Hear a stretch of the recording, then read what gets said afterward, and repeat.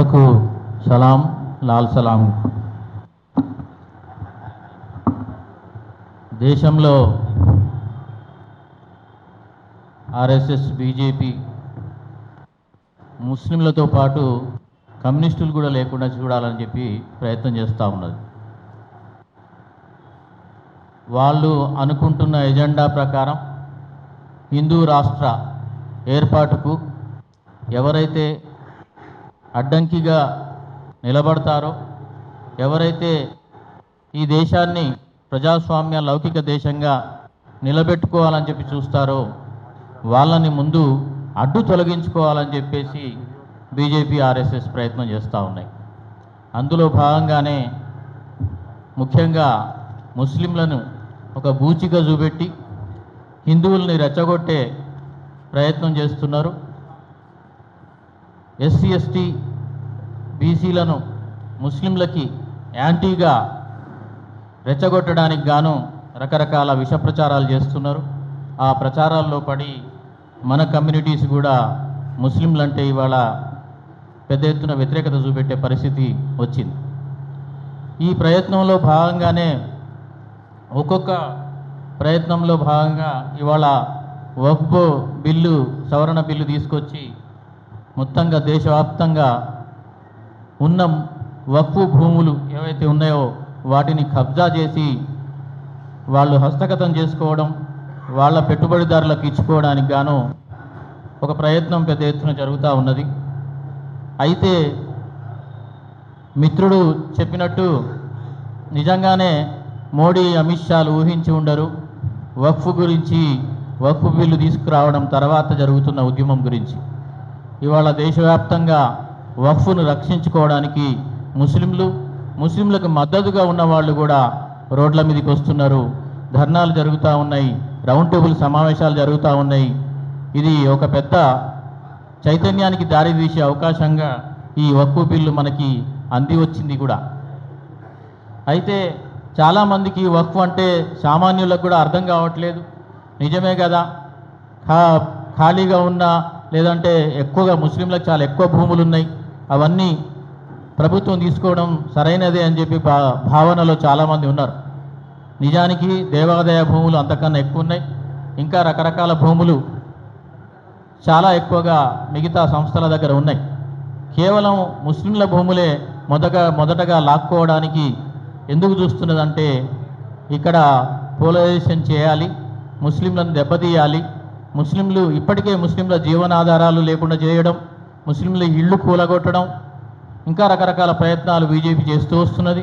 ఒక రాష్ట్రంలో ఎన్ఆర్సీ అమలు చేస్తున్నది, ఒక రాష్ట్రంలో కామన్ సివిల్ కోడ్ అమలు చేస్తున్నది, ఒక రాష్ట్రంలో బీఫ్ పేరు మీద హోటల్స్ అన్ని బంద్ చేయించింది, ఇళ్ళు పడగొడుతున్నది.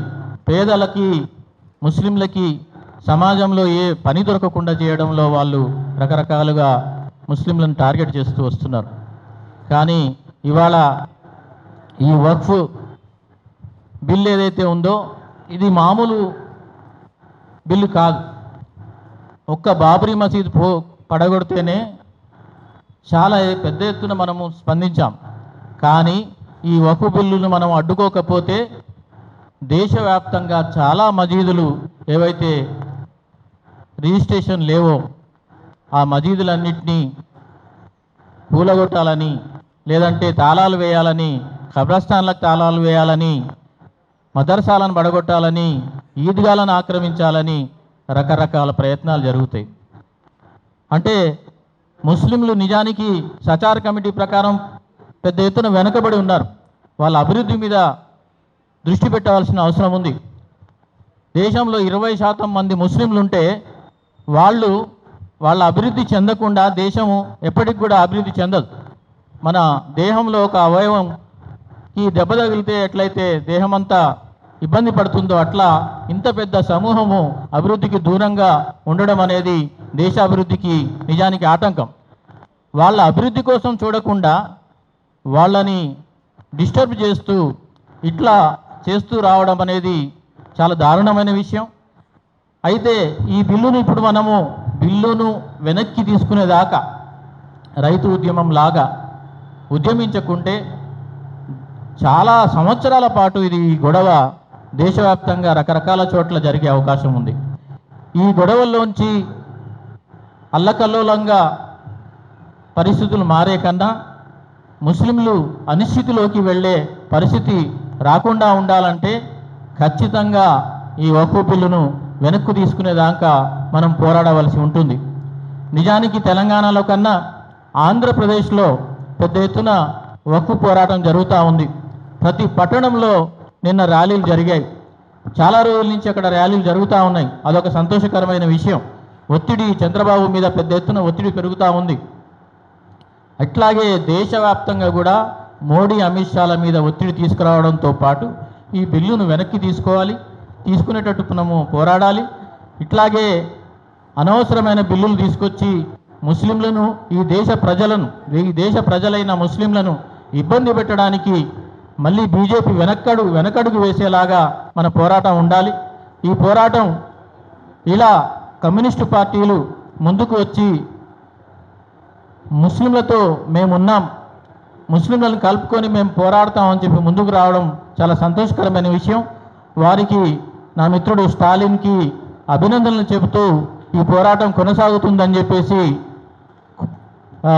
మీ అందరికీ చెబుతూ ఈ పోరాటంలో మీరందరూ కలిసి రావాలని చెప్పి కోరుతూ ముగిస్తున్నాను. Thank you.